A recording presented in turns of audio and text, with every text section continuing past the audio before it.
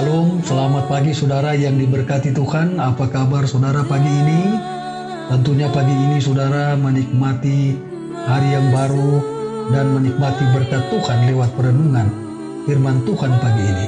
Jumpa kembali dalam seri pembahasan firman Tuhan, menjadi putra dan putri Allah. Mari berdoa. Bapa di sorga, kami mau merenungkan firman Tuhan pagi ini. Berikan kuasa Roh Kudus dan berkatilah firman-Mu Tuhan. Di dalam nama Yesus, Juru Selamat kami. Amin. Saudara, sepanjang bulan Agustus ini, kita belajar dan kita akan merenungkan akan firman Tuhan. Sepanjang bulan Agustus ini, kita bermegah dalam salib Kristus. Berkisar di dalam salib Kristus, tentang kematian Kristus sepanjang bulan Agustus ini. Judul pembahasan pada pagi ini adalah anak-anak Allah oleh darah Kristus. Ibrani 10 ayat 19 dan 20, firman Tuhan berkata, jadi saudara-saudara, oleh darah Yesus kita sekarang penuh keberanian dapat masuk ke dalam tempat kudus, karena Ia telah membuka jalan yang baru dan yang hidup bagi kita melalui tabir, yaitu dirinya sendiri. Saudara yang diberkati Tuhan, ada beberapa hal yang akan kita renungkan pagi ini untuk menjadi satu pekabaran dan memberikan kekuatan iman bagi kita semua. Yang pertama, Yesus telah menderita kematian. Kristus dipakukan di kayu salib antara jam ke-3 dan ke-6, yaitu antara jam 9 dan 12. Di sore hari Ia mati. Ini adalah jam untuk korban sore hari. Kemudian tabir bait suci yang menyembunyikan kemuliaan Allah dari pandangan jemaat Israel terbelah dua dari atas ke bawah. Melalui Kristus, kemuliaan tersembunyi dari tempat yang maha suci harus dinyatakan.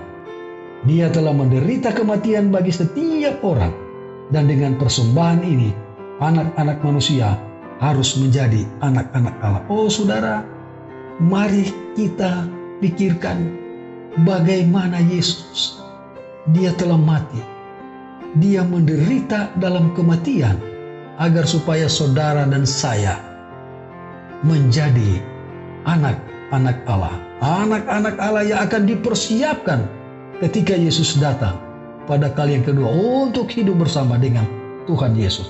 Yang kedua, oleh darah Yesus permusuhan dihapuskan. Oh saudara, luar biasa. Mari kita katakan amin, karena kita memiliki Yesus yang punya belas kasihan. Dengan darah Yesus, permusuhan antara manusia dan Allah dihapuskan, diselesaikan. Tutupan grafirat yang di atasnya kemuliaan Allah hinggap di tempat yang maha suci terbuka bagi semua yang menerima Kristus sebagai pendamaian bagi dosa, dan melalui perantaranya mereka dibawa ke dalam persekutuan dengan Allah. Tabir itu koyak, dinding pemisah dirubuhkan, surat-surat dengan segala syaratnya dibatalkan.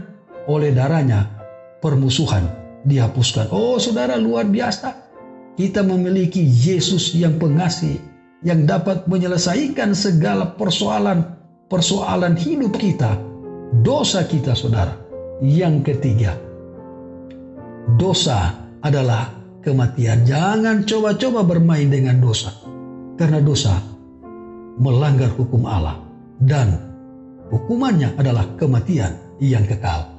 Kisah sederhana tentang salib Kristus, penderitaan dan kematiannya bagi dunia, kebangkitan dan kenaikannya, pengantaraannya untuk orang-orang berdosa di hadapan Bapa, menundukkan dan menghancurkan hati yang keras dan berdosa, dan membawa orang berdosa kepada pertobatan. Roh Kudus mengatur hal itu di hadapannya dalam terang yang baru, dan orang-orang berdosa menyadari bahwa dosa pastilah kejahatan yang luar biasa, sehingga menuntut pengorbanan yang demikian untuk menebusnya. Saudara, dosa adalah satu kejahatan dan kematian.